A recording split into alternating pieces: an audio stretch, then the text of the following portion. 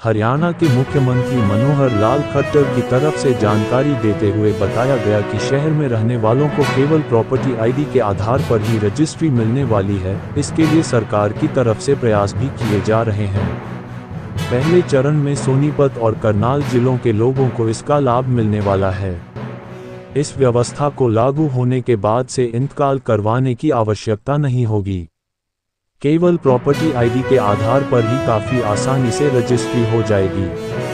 Registry को लेकर लागू होंगे ये नए नियम। हुआ कुछ ऐसा कि मुख्यमंत्री मनोहर लाल खट्टर से हरियाणा विधानसभा के बजट सत्र के दौरान प्रश्न पूछा गया। इसका जवाब देते हुए सीएम की तरफ से यह जानकारी साझा की गई। मनोहर लाल खट्टर ने कहा कि रेवेन्यू रिकॉर्ड में पहले शहरी क्षेत्र और ग्रामीण क्षेत्र के साथ एक और श्रेणी अन्य क्षेत्र का भी प्रावधान था, जहां शहरी क्षेत्र में संपत्ति का रिकॉर्ड स्थानीय निकाय और ग्रामीण क्षेत्र में संपत्ति का रिकॉर्ड संबंधित विभाग की तरफ से करवाया जाता था। इसके विपरीत अन्य क्षेत्र का प्रावधान होने से एक लूप होल दे दिया जाता था।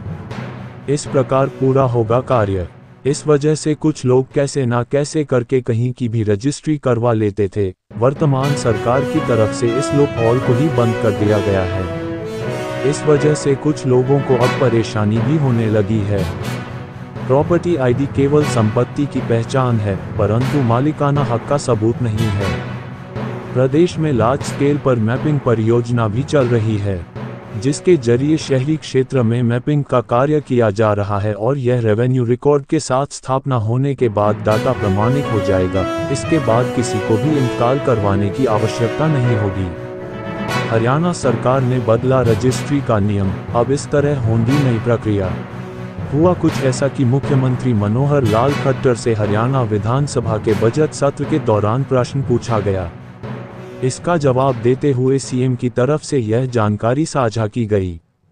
मनोहर लाल खट्टर ने कहा कि रेवेन्यू रिकॉर्ड में पहले शहरी क्षेत्र और ग्रामीण क्षेत्र के साथ एक और श्रेणी अन्य क्षेत्र का भी प्रावधान था, जहां शहरी क्षेत्र में संपत्ति का रिकॉर्ड स्थानीय निकाय और ग्रामीण क्षेत्र में संपत्ति का रिकॉर्ड संबंधित विभाग की तरफ से करवाया जाता था। इसके विपरीत अन्य क्षेत्र का प्रावधान होने से एक लूप होल दे दिया जाता था।